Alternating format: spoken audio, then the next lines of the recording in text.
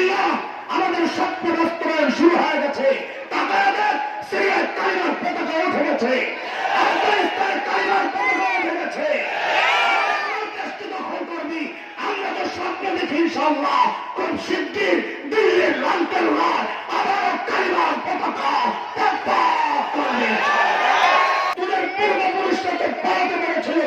আল্লাহর কসম, যদি মানচিত্র আক্রান্ত হয়, দ্বীনের শরীয়ত আক্রান্ত হয়, আল্লাহর কসম এবার একটাকেও পালাতে দেওয়া হবে না। ثم قدمت لغد واتقوا الله।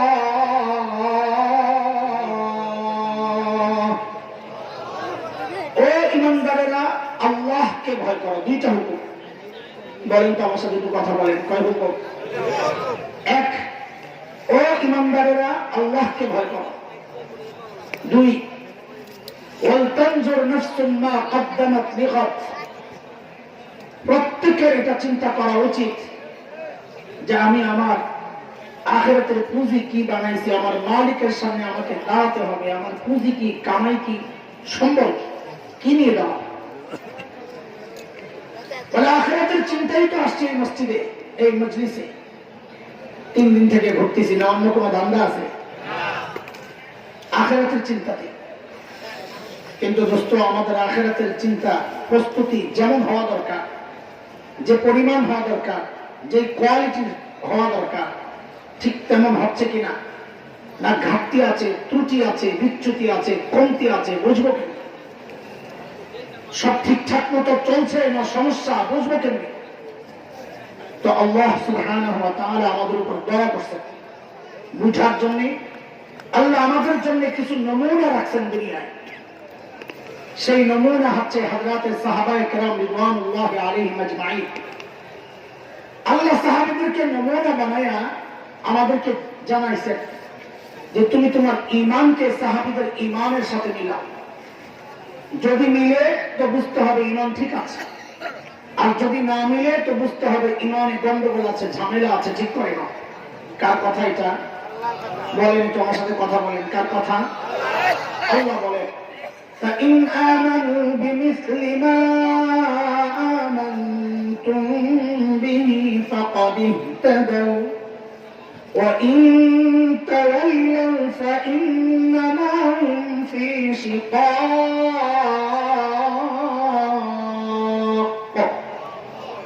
বলে তুমি তোমার তাকওয়াকে সাহাবীর তাকওয়ার সাথে মিলাও। বলে কেন মিলাবো? তো আল্লাহ যেন বলেন কেন মিলাবা? কারণ সাহাবীর তাকওয়ার পরীক্ষা আমি আল্লাহ নিয়েছি, আমি দেখেছি ওই পরীক্ষায় ওরা পাস, তোমারটা মিললে তুমিও পাস। বলেন কার কথা? আল্লাহ বলে সূরা হুজুরাত 3 নম্বর আয়াত, ইন্নাল্লাযীনা ইয়াগুদ্দুনা আসওয়াতাহুম ইনদা রাসূলিল্লাহ উলাইকা আল্লাযীনা ইমতাহানা আল্লাহু কুলুবাহুম লিত-তাকওয়া লাহুম মাগফিরাতুন ওয়া আজরুন আযীম।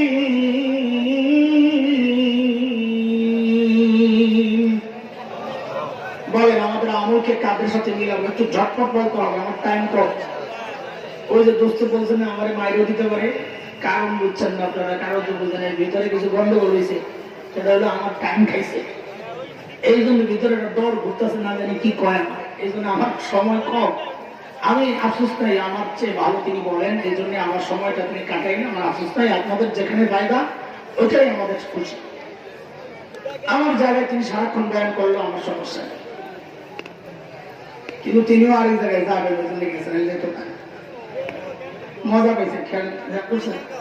আমি আসার পর সাধারণত দেরি করে না, কিন্তু আজকে কিছুক্ষণ কথা চালাইছে, কেন মজা পাইছে। শুরুতে মনোযোগ দিয়ে আপনারা না ধরলেও পরে ঠিকই মনোযোগ দিয়েছেন। শুরুতে তো কত কিছু কই আপনাকে মনোযোগ আনতেছে, তখন তো আমি ঘরে শুনতেছি। আল্লাহ বলেন আমাদের আমলকে কাদের সাথে মিলাইতে হবে? বলে আল্লাহ যদি মিলি যায় তো কি দিবেন? কম চেষ্টা করে মিলাইলাম, চেষ্টা করি, যদি মিলে যায় কি দিবেন?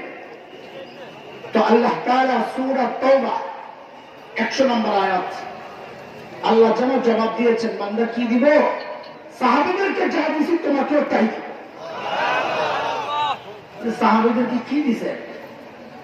বলে দুই জিনিস। এক দিছি দুনিয়ার স্বীকৃতি, যা আমি ওদের উপর রাজি হয়ে গেছি, যদি তোমার এবং সাহাবীর সাথে মিলে তো তোমাকেও জানাই দিচ্ছি আমি তোমার উপরও রাজি হয়ে যাব। আরেকটা হলো আখিরাতের, ওদেরকে জানাই দিছি আমি ওদের জন্য জান্নাত তৈরি করে রাখছি। তোমার আমল যদি সাহাবীর আমলের সাথে মিলে তা আমি তোমার জন্য জান্নাত তৈরি করে রাখবো। কার কথা? আল্লাহ বলে والسابقون الأولون من المهاجرين والأنصار والذين اتبعوهم بإحسان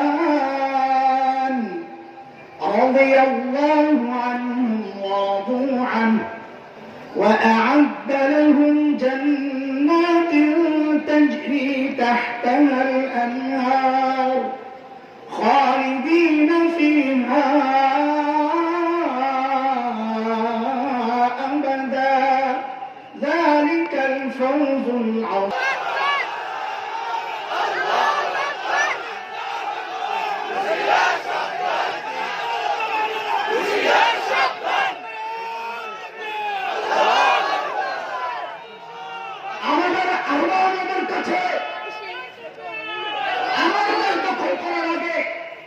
আমাদের ইতিহাস ঐতিহ্য পড়ে এসো।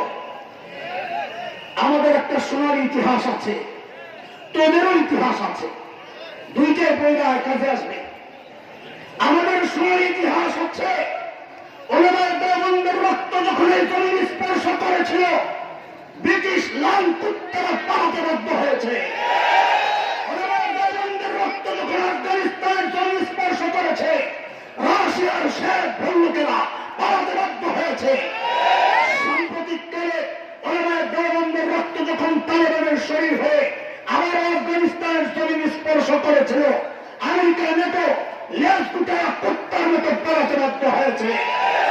এই ইতিহাস পড়ো, তবে নতুন প্রজন্মের নতুন পেগামটাও শুনে নাও। নতুন প্রজন্ম নতুন ইতিহাস তৈরি করবে, সেটা হচ্ছে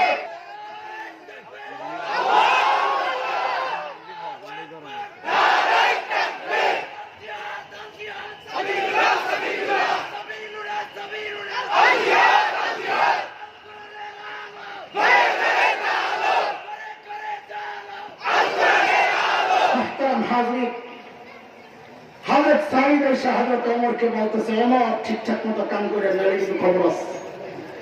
ওমর কয়, মাশাআল্লাহ, এই লোক আমার দরকার, সৎ। ওমর তো আর এই জমানার শাসক না। এই জমানার শাসকের কত তেল হয়ে গেছে, রায়না করে ঢুকা, কথা বলেন না।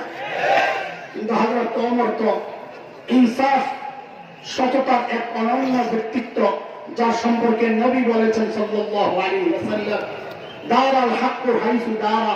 ওমর যেদিকে যায় হক তার পেছনে পেছনে যায়। মানে ওমর হকপন্থী না, বরং হক ওমরপন্থী। আল্লাহু আকবার বলে। হযরত ওমর জোর করে ধইরা সিরিয়ার এক শহর ছিল হিমস, হিমসের গভর্নর বানায় পাঠায় দায়িত্ব আদায় করা। এত সৎ মানুষই তো দায়িত্বে থাকা দরকার। চোর বাট্টারে দায়িত্ব দিলে দেশের টাকা বিদেশ পাচার করবে, কথা ঠিক কিনা বলে? ঠিক তো কোন আবার ভোটের সময় মার্কেট ঠিক মারবে,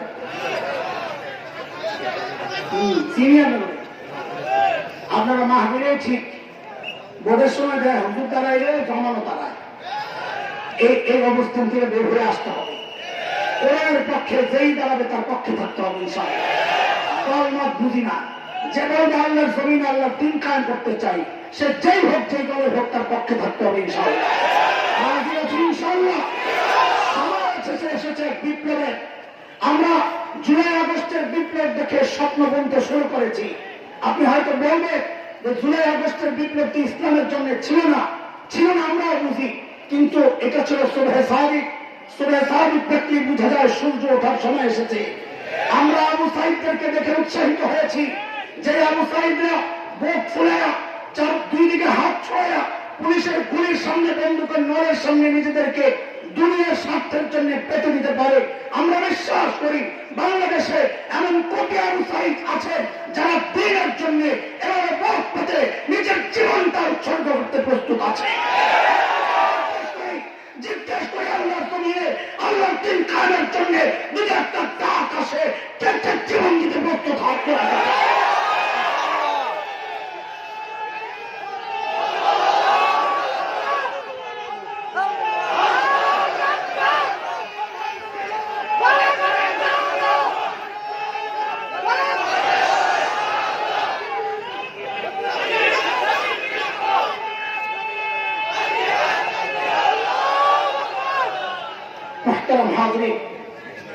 হযরত সাঈদকে পাঠাইছেন হিংসের গভর্নর বানাইয়া। কোন জায়গায়? সিরিয়া। কোথায়? তাড়াতাড়ি কথা নিশ্চিত করো। দেখেন দুনিয়ার সিস্টেম হচ্ছে যে এলাকার মানুষ যত ধনী ওই এলাকার জনপ্রতিনিধি যারা হয় মেম্বার চেয়ারম্যান এমপি তারাও ধনী হয়। ওই সময় সারা দুনিয়ার বাণিজ্যিক শহর ছিল সিরিয়া।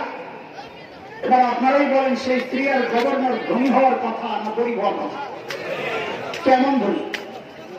আমি যা বলি ওইটা বলেন। সময়ের সেরা ধনী বলেন সময়ের কত সেরা ধনী একটু খেয়াল করেন। আরে আল্লাহ নবীর সাহাবীরা কতটা দুনিয়া বিমুখ ছিল সেটা শুনে আল্লাহ আল্লাহ। এদিকে থেকে আওয়াজ করলে আমি মনে করি যে কেউ আসতেছে আমাদের ছাত্র।